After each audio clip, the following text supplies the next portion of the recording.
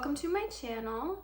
My name is Cece and I am a marine biologist. So if you are watching this video, I'm assuming it means that you're curious about the field that I work in and maybe thinking about trying to enter into it yourself. I am going to talk today about some helpful websites that you can go to look for entry-level jobs and sort of the types of entry-level marine biology, fisheries, wildlife jobs that exist out there. Sort of the type of things that I wish I had had when I first graduated that I have learned over the years. This information you may already know. A lot of it I've gathered just from word of mouth, networking over the years, running into people who have the types of very cool jobs that I want in the future and asking them how they got to where they are. I will begin by talking about sort of the types of jobs that are out there. I'm talking specifically about the United States, and this list is small. Marine biology, marine science, fisheries biology, wildlife biology, they're all overlapping in jobs. I can't tell you how many marine biologists I've met who have also worked with birds. The list that I'm going to give you is not all encompassing of everything that's out there because in America we're so fortunate with just the abundance of types of opportunities that exist to us. Get excited about that fact for sure. Something else that I will note is that I have moved so much for this field. A lot of the entry-level jobs that exist out there are seasonal in nature. They don't tend to last year-round, so they're not permanent usually, which means that you're either moving somewhere to work this really cool job for the season and then kind of filling in the rest of your season in that same town, or you're doing like me and you're filling in that time with another cool job and hopping somewhere else. If this is the type of field that you want to get into because you're excited about the opportunities to travel and see new places, then I'm here to tell you, you are very much in luck. That can be the case for you. Adversely though, if you are more somebody that just wants to stay local,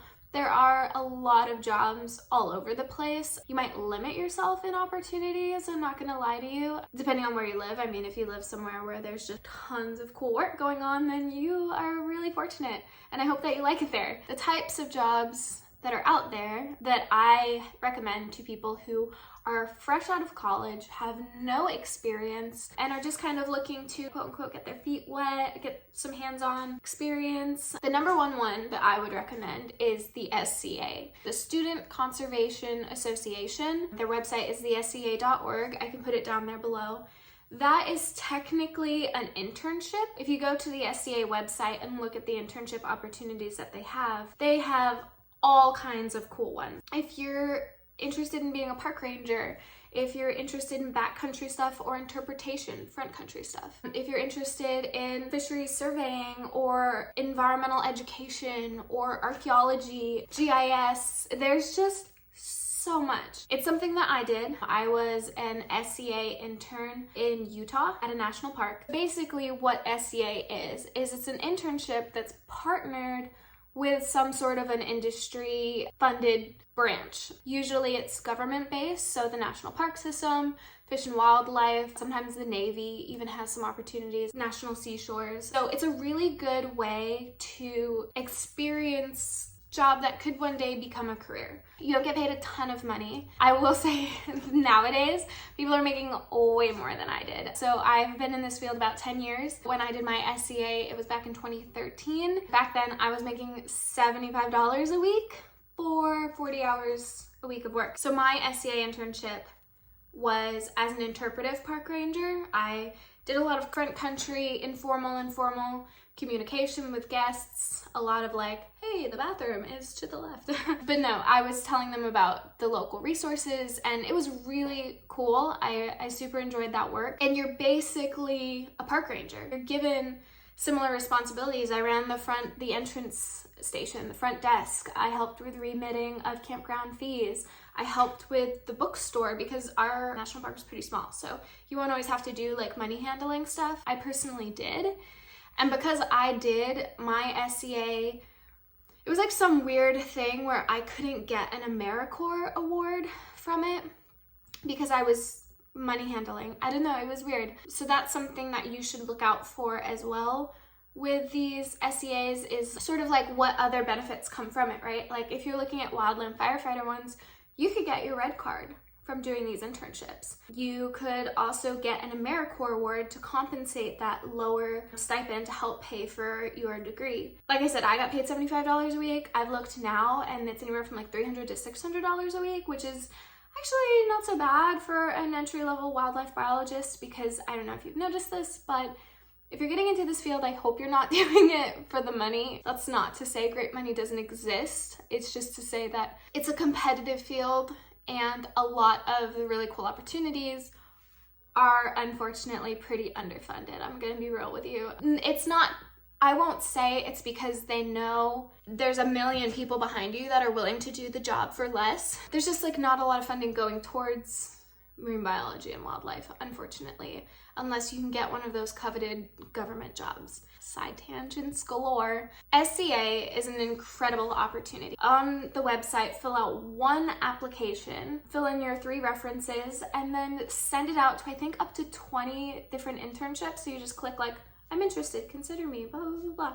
And then your resume will get sent out. I know at the time, I think you picked 10, 20, whatever it was that I did it. And then they kind of looked at who was interested and then sent out your resume specifically based on, do you match what you're interested in, based on your essay and your degree, your background. But for me, I was kind of like, oh, I didn't get sent on for the ones that I'm interested in. So I would send an email to the help desk or your coordinator, whoever, whatever they call it in the website. I'd be like, hi, I'm really super interested in this opportunity. Can you please forward on my application? And I will say they always did. Every time I did that, they sent it directly on. So if you're interested in one and you're noticing your resume is not getting sent on to the hiring person, reach out. One thing I've learned in this field, you are your best advocate. So always reach out, always ask questions. The worst that can happen is they say no, right? There's a whole gambit of opportunities out there and they're everywhere. Alaska, Hawaii, California, Washington, anywhere you want to go, and they're changing all of the time. Check that website constantly. Okay, you ready for the next one? So moving on to number 2, the next best that I think entry-level opportunity that you can do as a wildlife fisheries marine biologist is actually a fisheries-based job. Now, hear me out. Even if you're interested in birds or marine mammals or terrestrial animals or reptiles, this next opportunity, this fisheries job, has literally opened so many other job opportunities for me that are completely unrelated to fisheries, also lots of fisheries ones, but it's specifically because of the incredible field work that you're doing. And field work is pretty transferable from one field to the next. You kind of realize that you like field work and that you can hack it, and that your time management skills and organizational skills and collaboration skills and communication skills are on point, and adaptability skills are all on point, or they're not. So this is a great first step job to learn about those skills, develop those skills, and see if you like it, whether or not you're interested in fish. The fisheries job that I'm talking about is called Fisheries Observing. If you've ever Googled entry-level marine biology job, I guarantee you've probably seen Fisheries Observer pop up and you're like, what the heck is that? I was like, what the heck is that? It's a great opportunity. It's hard, I'm not gonna lie to you. It's pretty challenging and it comes with its own set of things. It deserves its own video in and of itself, but it's also amazing and it is a very good first step into this field. And unlike the SCA, it pays pretty well. As far as entry-level jobs go, when I started in that job, I started in 2015, so 8 years ago, was getting compensated about $4,500 a month. It goes based off days spent working at sea, but if you work, a full month, then you're making about $4,500, and it only goes up from there. And that was the specific fishery that I worked in. I started in the Alaska fishery, but the West Coast fishery tends to make a little bit less, the Hawaii fishery tends to make a little bit more, and the East Coast fishery tends to make a little bit more, and the Southeast fishery, I have no idea. They're kind of like their elusive own thing, and every fishery varies slightly between pay, the type of work, the type of fish, and the amount of work that you're going to be doing, and the living conditions. For the most part, it all has the same goal, which is to collect fisheries data at sea as a biologist and send that back to NOAA, which is the National Oceanic and Atmospheric Administration. Administration. So sending it back to NOAA, the government, so that they can best manage that fishery. It's super important work that you're doing, and you are networking with really incredible people at NOAA. Not to mention, like, you are seeing some incredible views. I am a 5 foot something female, you know, I was 23 when I started, and I was like, wow, I can't believe I'm out in the middle of the Bering Sea and all these like crusty fishermen working, doing science, cutting fish open, touching these fish, seeing fish that otherwise I would never get to see. There's a lot of fish. There's a lot coming up on board. If you have seen that movie, that documentary, Seaspiracy,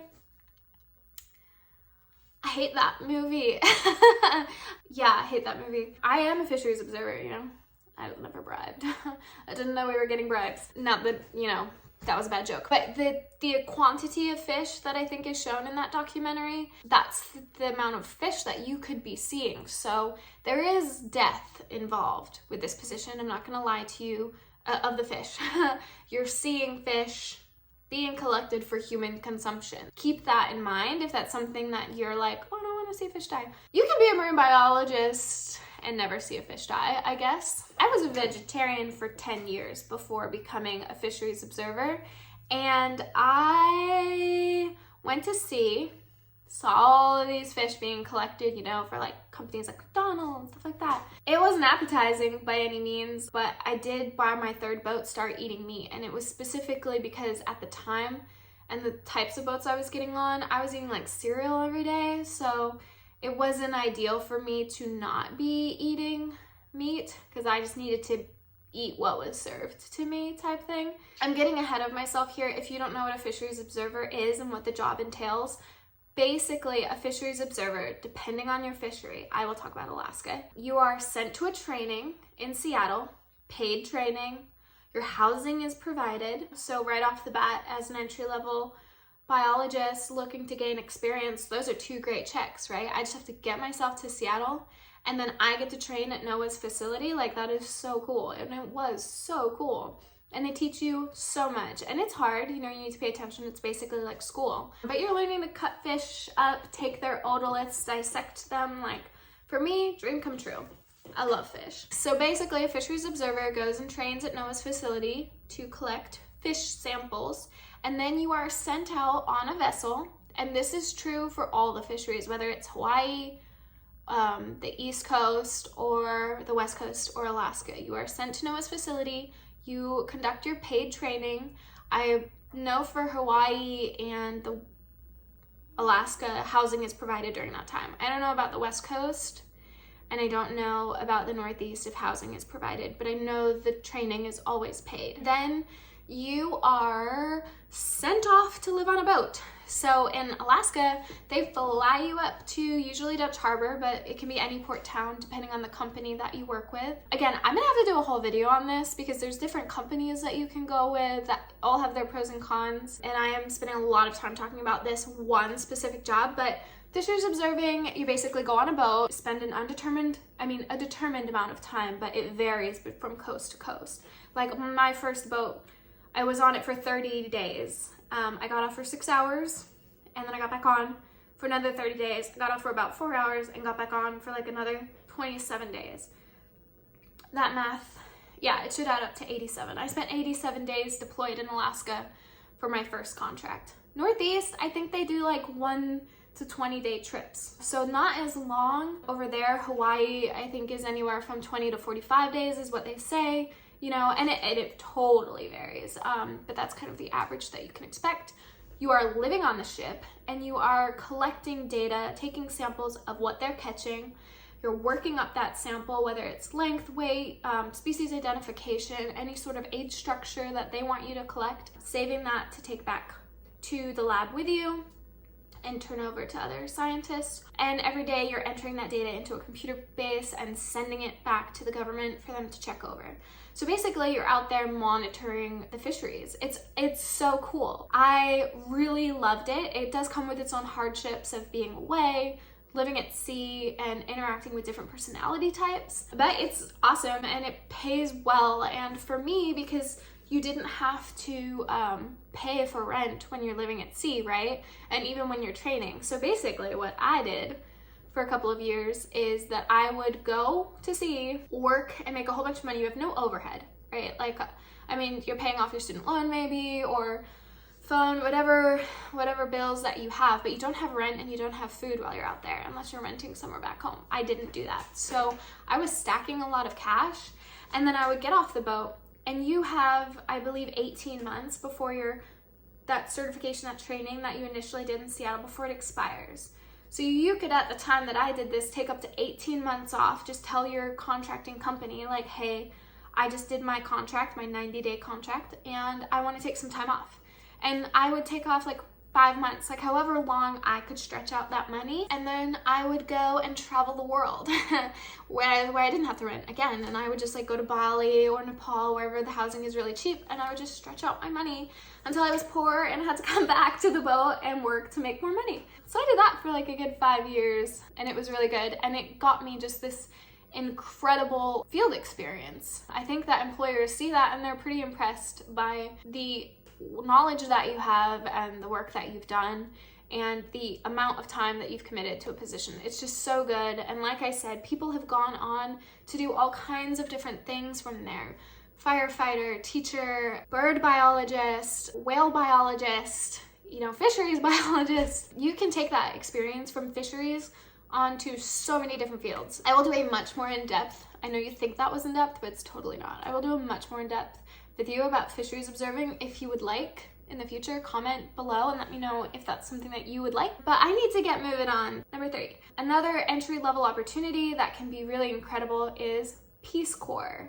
Peace Corps is something that if you have a bachelor's degree, you can search the Peace Corps' website and find opportunities that relate to what you're interested in. I had a friend of mine, he had done the fisheries observing work like I did, right? And then he went on and applied to the Peace Corps for a fisheries and agriculture position in Zambia. Did his 2 years, loved it. When he came back to the States, the Peace Corps gives you a hiring preference. For the federal hiring system, it's pretty challenging to get in to these incredible federal benefited positions as a biologist. You have to go through this very complicated website to get selected, and it's crazy competitive. So if you do Peace Corps, after you serve your 2 years' time, you get a stipend at the end of it, and you also get a hiring preference. So you can go on this website that I'll tell you about in a minute, and you, for I think it's 6 months, it might even be a year, fact check me, but you get a hiring preference, so you can go and apply to these jobs now and get bumped to the top of the applicant list. So as long as you meet the minimum requirements, which are usually pretty low, you'll get bumped to the top,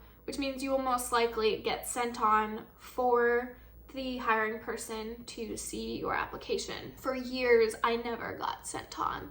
I was more than qualified for the positions, but by the sheer number of people that would apply, and because people like veterans, military veterans, they get hiring preference, so they usually get sent on. If a company is only taking 50 applicants and 50 veterans apply, even if I have more field experience than that veteran, as long as we all meet the minimum requirements, they're gonna get bumped above me. And it's the same for the Peace Corps.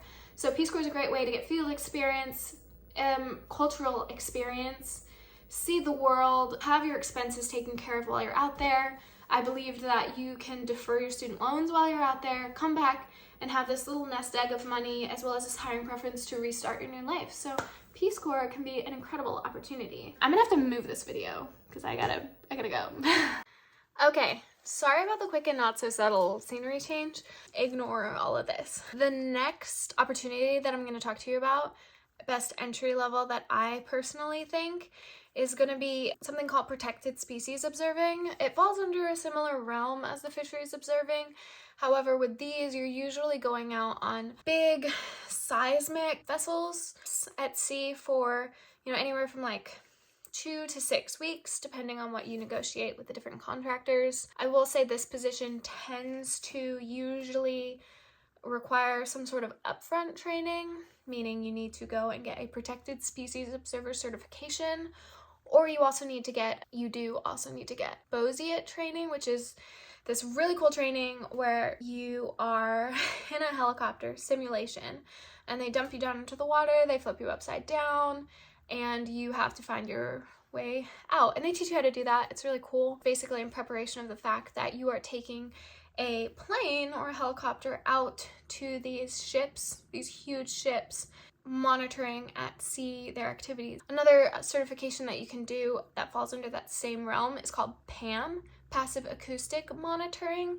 So usually these big seismic ships have a PSO, Protected Species Observer, who's someone that's visually looking for marine mammals so that the vessels don't strike them. And then you've also got people, passive acoustic monitors, who are listening acoustically for marine mammals in the area. And those jobs tend to pay well. It's kind of what you negotiate out. I can make another whole video on that, on contractors, trainings, and all of that stuff. But if that's something that you want to look into, you usually don't need a ton of experience. I know if you have past experience, like I had the past fisheries experience, I got in very quickly with lots of companies, and I also was qualified to do nearshore work on dredges as a protected species observer, which you do not need Bosiet training for.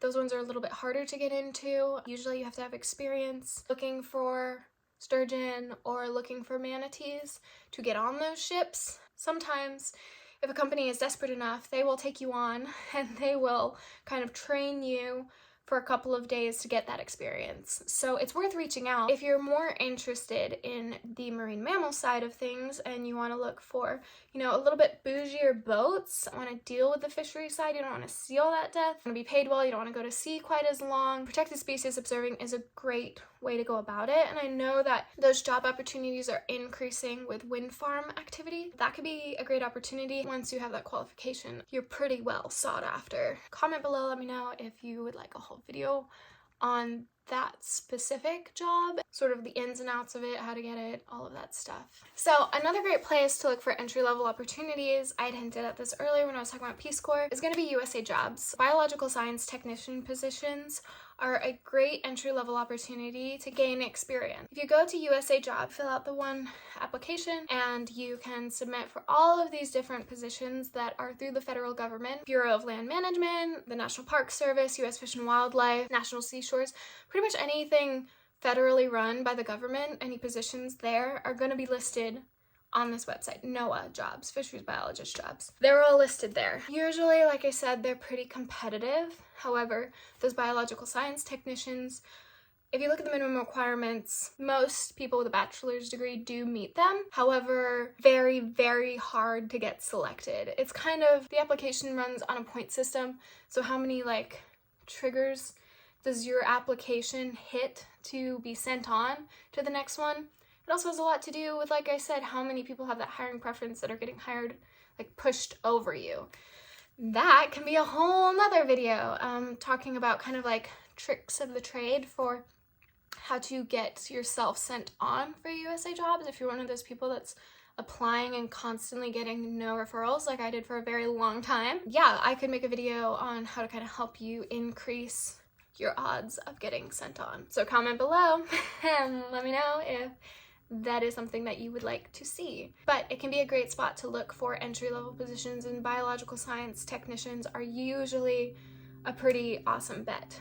That being said, another great opportunity is to look at state jobs. I don't know, whatever state you live in, Florida State Fish and Wildlife, North Carolina State Fish and Wildlife, Washington, California Fish and Wildlife. Those jobs, they don't tend to start out paying really well. Usually I think you start out as an aid, fisheries aid, a fish and wildlife technician maybe is the next step up. So you spend a season making this very low pay as a fisheries and wildlife aide, but it's really one of those positions that is a building block, right? So if you put in one season as a fisheries aide and you do a good job, you now have the ability to move on next time to a tech position. You're putting in your time to slowly grow with those jobs, and state jobs are good. A lot of the non-salaried full-time ones, like the seasonal ones, usually don't offer benefits, they don't offer housing, so it can be really challenging to do.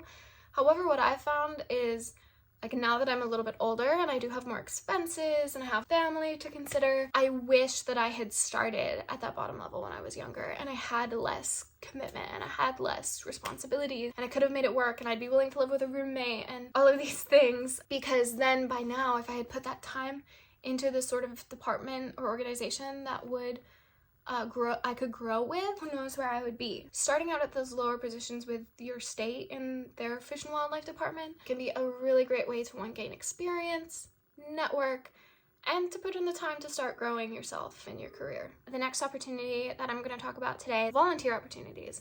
Unfortunately, and I hate saying that because I don't think it's fair that we go to school for a degree, get all these qualifications, and then we do unpaid work or work we have to pay for. It's the reality of the job, and if you can swing it, it can be a great investment of your time, unfortunately. And you get to do some pretty cool stuff. For example, one of the non-paid internships that I did, so I would go and I would work at sea on the fisheries boats, right? And then I would have all of this stacked money, and then I would go and I did this internship in between the boats. So I kind of like took some time off of not getting paid because I had just gotten paid really well. And I went and volunteered or interned at the Bimini Biological Field Station in the Bahamas. This is a US run organization in the Bahamas. However, anybody in the world can apply to it. And it was really incredible for getting hands-on work with sharks. Like, I love sharks. The opportunity to network with PhD biologists that were there was, one, huge. Two, other fish nerds, my favorite people. But you also get to do all kinds of cool stuff. Like, I got to put in pit tags, I got to chum the water for a film crew, I got to take girth measurements of a tiger shark, I got to sample nurse sharks, I got to do behavioral studies on lemon sharks, I did remote underwater operated vehicle sampling of the island. Like, there's so much opportunity or experience that I gained from that position that I could have only gotten from doing that internship, and it's definitely helped me down the road, not only in my positions but also helped me see what I'm interested in. That is a really good entry-level opportunity that I would highly recommend. Okay guys, thank you so much for sticking with me through all of that. I know I went off on all of these side tangents. I'm gonna do that thing that all the YouTubers do. Like and subscribe. Honestly, truthfully, subscribing to my channel, it does help me. It will help me get monetized. Helping me get monetized, one, helps me continue to chase the marine biology dream because, like I said, we don't get paid a whole lot. And two, it just like shows me that this is a worthy investment of my time. If you want to see these videos, please do that because it'll help me justify spending my time doing this. Good luck out there. It's a very small field, so I guarantee if you get into this field, if we haven't already, we're gonna cross paths. So I hope it was helpful, and let me know what questions you have. I'll see you out there, guys. Go save the fish.